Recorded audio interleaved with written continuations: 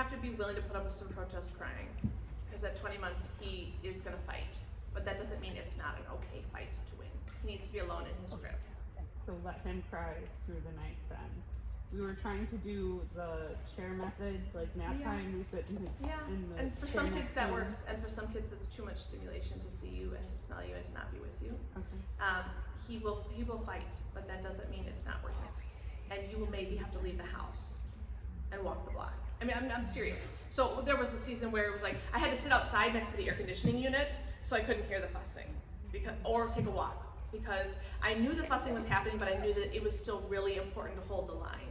And that sounds cruel in some ways, but at the same time, you are prolonging his separation problems. If the pediatrician has said he's healthy, I mean, I'm not a doctor. No. The pediatrician has said, he really needs to be sleeping alone. You're like, now it's time to do it, okay? It's sort of like pulling the Band-Aid off. It's gonna be hard, but it's really, really important. And if you can't do it, have your husband do it. And if you can't do it, and your husband can't do it, call a babysitter. And seriously, the babysitter's like, it doesn't hurt my heart. Hey, I'm out. But I'm seriously, even when I hold my nieces and nephews, it's like, oh, I can hold them crying all day, and I don't feel exhausted. I don't feel bad. It doesn't. My heart doesn't, like, you know that moment in your gut where like, I can feel it. Like, it doesn't do that for other people. So pay somebody to come and do the stretch, and they really will. Other questions? Yeah. Can you give like the targeted time by like ages? Like, cause I know we have school age in here, we have babies in here, but like what are the targeted sleep times? You said more is better. Yeah. But like I have kids that are getting older now and are school age and they wanna be up and reading, and I'm like, but how much is too much? So what time are you thinking that you want to know for your kids? Could you repeat the question? Yeah, I'm sorry. She wants to know sleep target times, exactly. Yeah, like total time. Yeah, well, I mean, I think, what age are you asking about specifically? Otherwise, I mean, it's like a chart. So in my head, I'm thinking, who do you want to know about? And do you have an 8-year-old or something like that? I have 5, 8, and 10. Okay, so I would say 10, you know, definitely you want the lights out by 8:30 at the latest. And make the last 30 minutes no tech, all reading in their bed. You may have somebody who's doing covert, like I'm reading under the covers, and it's like super hard to squelch that. That was my oldest. She used to use her alarm clock, and she pushed the snooze button down so she could see under the covers, even after we like took the light bulb out. She'd be like reading 2 hours later. But anyway, the last 30 minutes reading in the bed and then lights out. And I'd say 8:30 is totally fine, especially because if you hold the line during the school week between 8 and 8:30 for a 10-year-old, then it's okay to once in a while have a weekend late.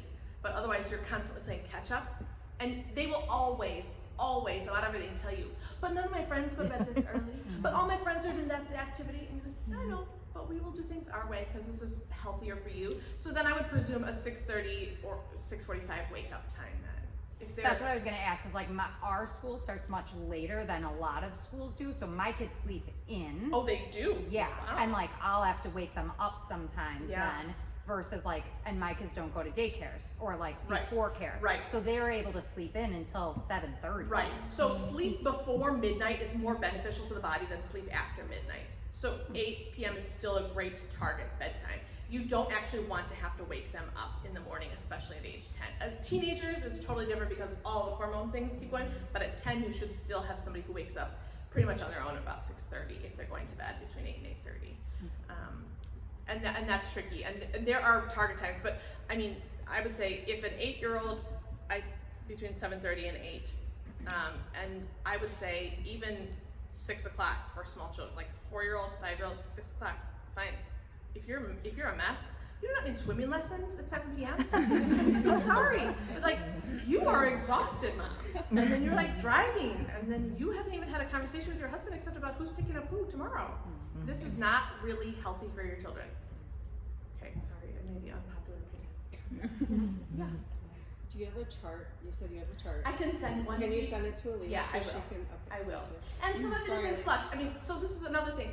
There is art and science involved in this. So there's targets, and then there's like, you have to massage it for your people. So our youngest has special needs. So his is always different than the other two. And that is, maybe if you have a special needs person, some of these things don't apply in the same way. Yeah. So right now we're the busy season of everyone being sick. My youngest has had a cough going on 2 weeks now. So, and at night it's worse. Yeah. So it wakes him up multiple times. He turned 2 in August. So he wants mommy. I still nurse him. Normally slept through the night, always. But with the frequent wake ups with cough, he wake up 3-4 times a night. My husband tries to go in and he talks and he screams, "No, I want mommy," and tells him to pretty much leave, and will not stop crying until I go in there, comfort his cough, and lay him back down. And now he's been in a cycle of wanting mommy. Yeah, and this waking is up. this is another one. So at 2, again, you're gonna have a lot of protest because when he's well, he's still gonna want that. So you've Right. created a new "I need that." I mean, I don't know if you all remember being pregnant, but you were like, "I can have a midnight snack because I'm pregnant." And then after you delivered, you were like, and even after you were done eating all the extra calories, you're like, "I need a midnight snack." And your body was like at 2 a.m. like, "I'm hungry," but you don't actually need it. This is Right. that thing. So when he gets well and you say it's done, Yeah. he's going to say, "I still need it," and you're going to have to say, "No, you don't." Right. And just probably try to send my husband in there pretty much. I mean, that's gonna. and he's Yes, gonna have to- or you shut the door Or and just not nobody go goes in. in. And Okay. he will have a tantrum and he will expend all of his energy and he will fall asleep. And he will be like, "Dang it, I didn't get what I wanted." But it's not, the next morning he's not gonna be like, "My mom is the meanest mom ever." He's like, "I love you, Mom." And you're like, "I know." But you cannot have him. And then what if they're actively having that coughing fit though? Like when's the boundary of do you go in there and comfort them? Yeah, so again, because I'm not a doctor, I can't Right. give you those things, but I do know that even sick children can sleep all night unattended, especially if you use nose spray or a humidifier, and he may be rousing because he's overtired. Okay. So even kids with a cough, I mean, I don't know, we used Delsum even when they were little, but like, I don't know what you can use these days. Call your pediatrician and say, "What is the cough medicine I can use?" Then administer it, and then you don't go in. That little person has all the tools he needs.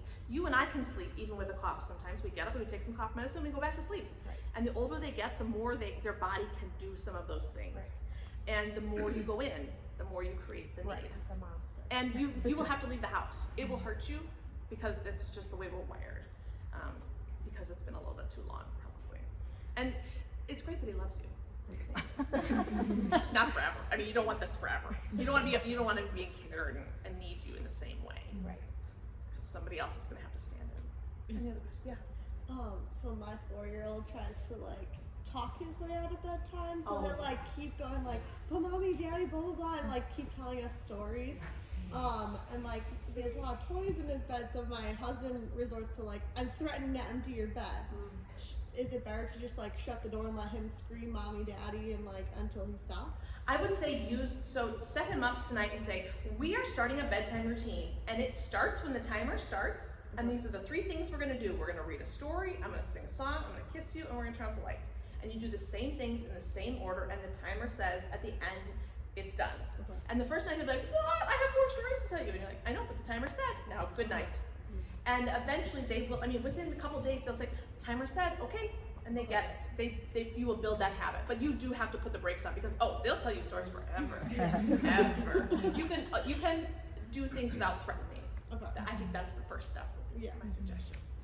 Yeah, right here. I feel like I have several questions, but first, could you kind of touch on transitioning from 2 naps to 1 Yeah, that's tricky. for my 11-month-old because I feel like he can't decide. Yeah, transitioning to from naps down, transitioning, condensing, any of that is tricky, but it's not going to have to be hard for too many days actually. Okay. So you just have to move the midday nap to really early, and bedtime has to be really early. So if they're Okay. dropping morning nap, which Yeah. is super important to drop because otherwise you ruin the rest of the day by keeping a morning nap. So Right. it may need to be like an 11 a.m. nap. Really? Yes. Not noon or 1, No. 11. No. And it should be like 2 or 3 hours. That'd be amazing. Awesome. Oh, that's what my first child used. Right. I've heard about those people. They're like, "Oh, my first is amazing." And you're like, "I'm so good." And then you have a second, and they're like, "I like that." Okay. None of my kids have been super textbook, but my first was definitely not. My second, I was like, "Oh, that's what crawling looks like. Oh, they're so cute." Anyway, so your first one has you fooled. The second one is going to tell you, "I can stay up later." Yeah. And you're like, no. You're making everybody's life miserable. So you're going to bed at 11 a.m. today. And if they sleep for an hour and a half, I would consider that a win. Really? For the first couple days till they And then figure like that a one out. 6 p.m. Absolutely. bedtime. Okay. Or 5, depending on how bad. Wow. Because you really want 3 hours from if you Yeah. go too long, they're overtired, and then they have a really hard time calming their bodies because they're overstimulated, overtired. And then doing a bedtime routine is really hard if you wait till 7. So 3 hours would be my window of time. So if your little one wakes up at 1, Yeah. then you'd be like, okay, by 4:30 we are just beef stick in bed for a couple nights until then you can move it. Then you move it to 11:10, then 11:15. Okay. Just by 10 minutes if you have to. So within a week you should be better. Okay. And then, sorry, my second question is my 3.5-year-old, he will wake up at like 6:30 or 7, come in. He prefers my husband, Phil. And then he'll be like, Dad, get up. And then he's like, no, but it's not time to get up yet. And then he'll scream and then wake up my baby. So then now he's awake too early. So 6:30 is actually an appropriate wake up time. Sorry. He used to sleep till like 7:30 or 8. So He was also the first child, right? yeah, he was. So He would sleep 6:30 from is- like 7 to 8. Yeah. Anytime between 6 and 7 a.m. is a very appropriate wake up time for healthy children. Okay, and So- bedtime for that age should be 7 or earlier. Oh, I mean, it depends on how bad the day is. And he Okay. naps. I mean, if your 3.5-year-old still He napping- doesn't nap. Okay. Oh, then early. I love early bedtime. Trust me, if he goes to bed at 6 o'clock, he will sleep till 6 o'clock the Wow. next morning or Okay. 6:30. And that's a huge win. No, 12 hours is amazing. I'm gonna try it. Yeah. Yeah. Okay, thank you. Yeah, especially it's so much easier now too because it's dark out. Did you see? It is dark Yeah. outside, and they're like, I can't even tell time. Okay, it's great. It's totally in your favor right now. Yeah, but I mean, if we're talking before 6 a.m., that's really early, and sometimes you just have an early riser. And a lot of families have to get up at 5 with somebody who's an early riser. So you're already like you got more than your allotment. I know. I shouldn't have said Just anything. kidding. Oh yeah. I have Thank a you. 3.5-month-old, and she will take a 30-minute nap in the crib, but sleep 2 hours on me. So I just do it on me because then she gets her naps. But should I just let her scream? 3.5 months is so little. Yeah. It's tricky. Yeah, I would say always if you can get them in their crib, the best. But Even if it's only 30 minutes. right now, she's gonna condense in a little bit, but just for your sake too. It's frustrating because you feel like you're up and down and up and down and up and down a lot, but it's gonna be better than on you because then you become the answer at 2, and you don't want to be the answer always only at 2. So if she wakes up after 30 minutes, should we just? You could try to pat her or push, that do a doesn't passive push. Yeah, you could try to let her scream, gently cry for 5 to 10 minutes, depending, because sometimes they will resettle, because they have those short sleep cycles when they're really little, so you can see if 10 minutes will let her resettle, sometimes not. And then just it's an hour awake, and we'll try again in an hour and a half. Yep. Okay. I know, the early months are hard, it's a lot of guesswork when they're really, really little. Yeah, You said 3 hour from Last nap wake up? to bedtime. Uh-huh. What age would that kind of not be happening anymore? Can it go longer than 3 hours? how old are you talking about? About 18 months. Oh, no, I wouldn't go longer. No. I mean, yeah, They're They'll- still wacky too, but. and they really don't need to do anything after 6 p.m. or Right. 6:30. I agree with that. I was just curious. Nobody needs baby Chinese at 6:30. Get out of class. Curious about the naps. I have a 13, almost like 14-month-old. And for instance, yesterday he slept from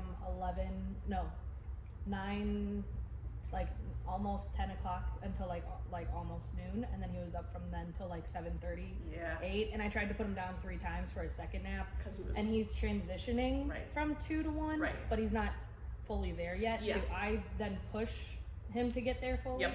Okay. So you might have to go outside. You do something, like big. Like it's cold, go to the zoo and you're outside and make him run. And don't like, oh, I'm sorry, there's no stroller right now, you're running. And then you're like, fine. You get home and you get to 10:30 if you have to, and try 10:30. But then bedtime's gotta be like 4:30 for a couple nights. Okay. Yeah. 'Cause The I mean, 40s but then he overtime. sleeps until he goes to bed at like 7 something, and he'll sleep until 6:40, almost 7. Right, but he's so crispy all afternoon. Yeah, he was yesterday. Yeah, so you kind of gauge, some of it is how bad is the afternoon. But you definitely want to move towards the middle of the day, and then eventually like a 1 p.m. nap is the target. Yeah. We probably have one more. Yeah, One more, yeah. Tips and tricks for transitioning from one nap to no naps. Yeah, same thing. Early bedtime. And as much outside activity as you can, because it really will help. One, it distracts them, so they're not nearly as frustrating to be with and less whiny. Outside is always really good.